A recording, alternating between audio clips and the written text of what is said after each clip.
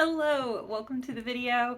This video is part of a collab with a bunch of awesome booktubers that was put together by Beccie over at Bex Reads, and she has been kind enough to make a big playlist, so I will link everybody that is in the collab as well as the collab playlist and of course Beccie down below for you to check out all of their other videos in the collab. And if you came over from one of their videos and this is the first time you're seeing my face, hi, hello, I am Sarah, and I am not a dark and scary reader normally, so for my list, picture, there's some books there and somebody just took some like gray dust and just give it like a light little sprinkling of like gray.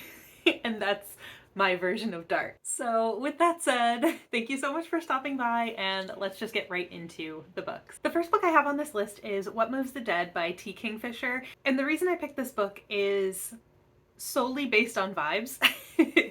So this book is very like dark and creepy and atmospheric and so damp. Like while I was reading this, I could feel the cold and the damp and I could have literally turned into a mushroom. So in What Moves the Dead, we are following Alex, who is a retired kind of military person, and they're called to the home of an old friend to help figure out what is going on at the home. And when they get there, everything is kind of covered in mushrooms and everything is just cold and wet. And yeah, throughout the book, you're just trying to figure out why and what's going on. And like I said, it's just creepy, it's atmospheric, and while I was reading it, I could just feel the setting. So this book, again, picked on vibes. The second book I have for this list is more on the scary side for me. It might just be because I'm a giant chicken baby. But that is From Below by Darcy Coates. In this book, you're following a diving crew who is going down to like a recently discovered sunken ship called the Acadia that went down.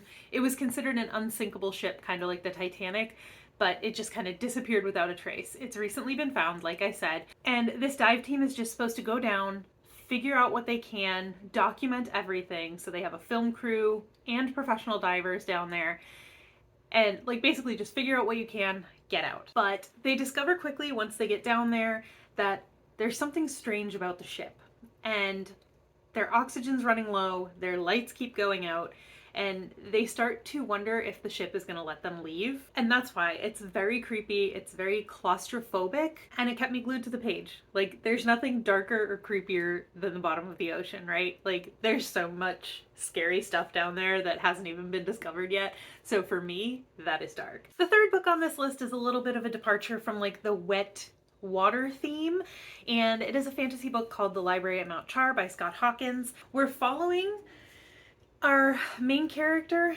Carolyn, who was orphaned at a young age, and her and a bunch of other children were adopted by a man known only as Father, and he raised them in his like dark, creepy library, and he was a very cruel man, and he made them read books and read books. That makes him sound great.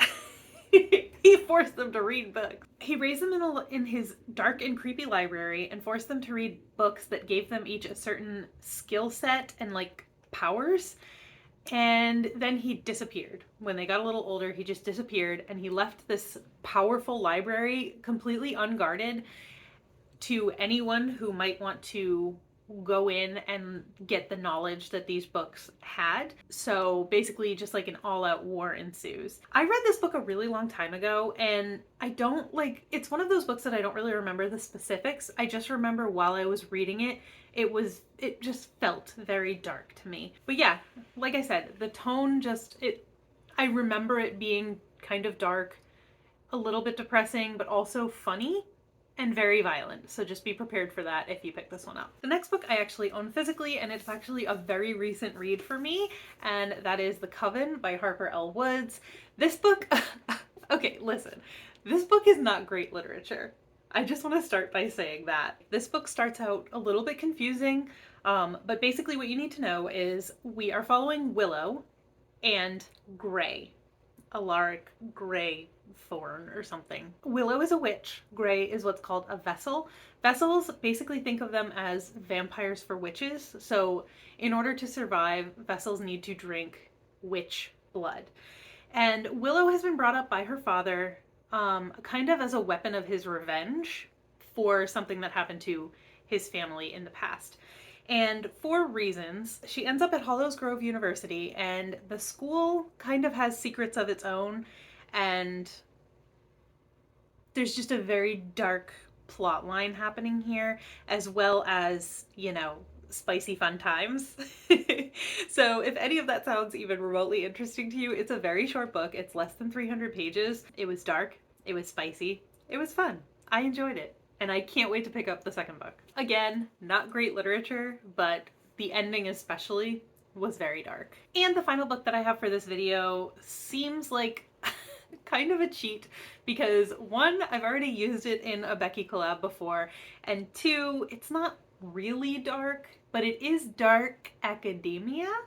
So I'm gonna count it just because I want everyone to read this book. So I want to talk about it any chance I get. So this is the chance that I'm taking, and that is Blood Over Brighthaven by M.L. Wong. In this one, we are following Sayana. She is a high mage, and she is the first female high mage in the Industrial Utopian Society of Tyrion. Society? City. Let's call it a city. And because of that, she is not only ruthlessly bullied by her peers, but she also discovers something about the magic that could change everything about this city. The magic system is really cool because it's kind of a combination of like math and computer programming. So it's unlike any magic system I've ever seen in a book before.